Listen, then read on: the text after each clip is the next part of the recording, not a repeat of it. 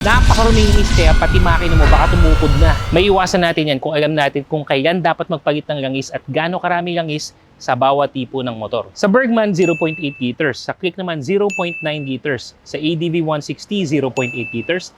Sa NMAX, 1 litro. Ganun din naman sa PCX 160, 1 litro. Sa Raider, nasa 1.2 to 1.4 liters. At sa Sniper 155 naman, 1.1 liters. Bago natin tingnan yung level at saka yung quality ng langis, kailangan painitin muna natin yung makina to the normal riding temperature.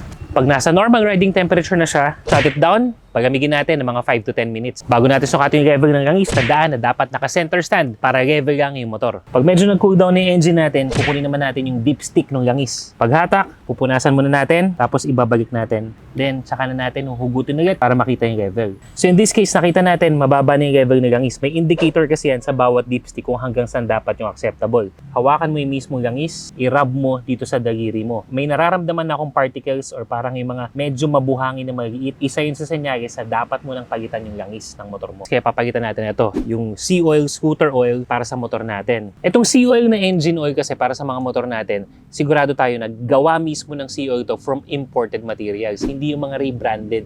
So legit na mataas yung quality sa abot kayang halaga. Kaya ito yung gamit ko sa mga motor ko para sigurado yung quality. Kaya naman ikaw, sugod na sa pinakamalapit na sea oil station sa inyo. Yan ang Alagang Sea Oil.